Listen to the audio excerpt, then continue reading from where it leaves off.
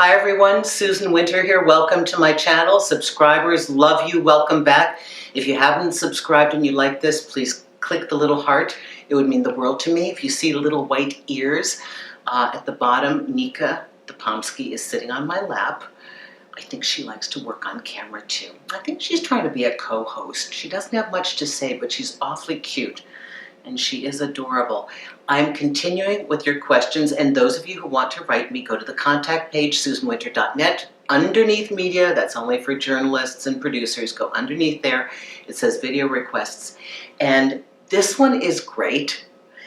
This man, so wonderful, Stephen, he gave me the title, and he's very creative. I love this, Stephen. This is fantastic. Is it love, desperation, or convenience? Thank you. Boy, does that help.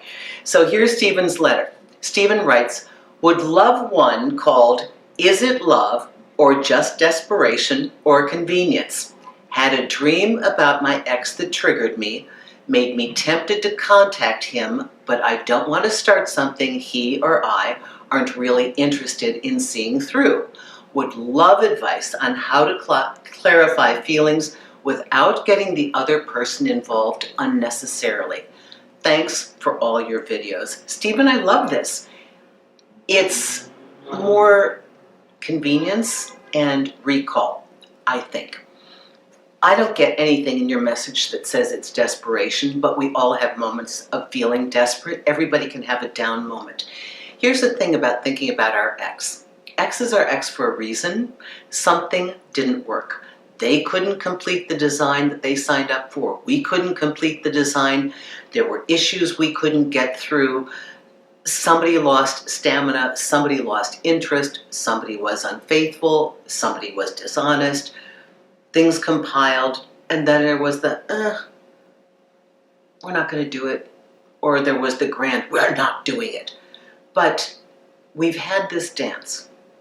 And I want you all to remember, it wasn't all bad. There were things that were wonderful. And there are things that we are going to miss about an ex and miss fondly. There are moments that we have on recall in our mind that are magnificent. They're funny, they're touching, they're poignant, they're thoughtful, they're intense. It's not all bad. It's only normal to have your body release some of this in the sleeping state. You know, there are a lot of people I know that are in recovery that about 6 months or a year into their sobriety have a dream that they used. This is very common. And wake up in a panic, wondering, oh, what does this mean? Am I ready for a relapse? You know, the unconscious has a way of releasing things. And I had a dream about an ex I haven't thought about in 10 years. Do I want that person? No. Were there some wonderful times? Of course, I wouldn't have been with them for the number of years if there weren't. But it comes up. And you know, some of these are the mysteries of being a human. It's a lot of complexity, a lot of gray area. So what are we doing here? Are we going to jump? I don't think it's desperation in your part. There are moments where we lament over a love that's gone because we're in a certain mood where we would like maybe companionship or security, or it'd be nice to have somebody and there isn't somebody. Is it convenience? You'd be surprised the number of people that want a partner simply to not be alone and to have a +1. I don't think that's a good enough reason. I don't think the motivation is strong enough, and I don't think it's compelling enough for the other person, but there are situations where people just want somebody there. Anything is better than nothing. That's convenience.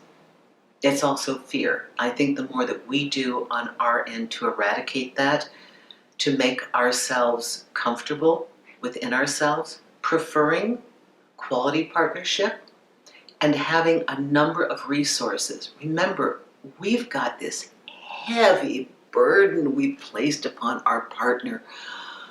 They're not just, you know, like our partner, they're like, we're supposed to be fulfilled in the relationship and they meet our needs and they're our lover and all these different layers of what they have to be. They're a human being going through their own stuff, having their own bad days, just like you. Some days they've got an emotional breadth and a bandwidth to take us on, and other days they're just, and we're going to have that.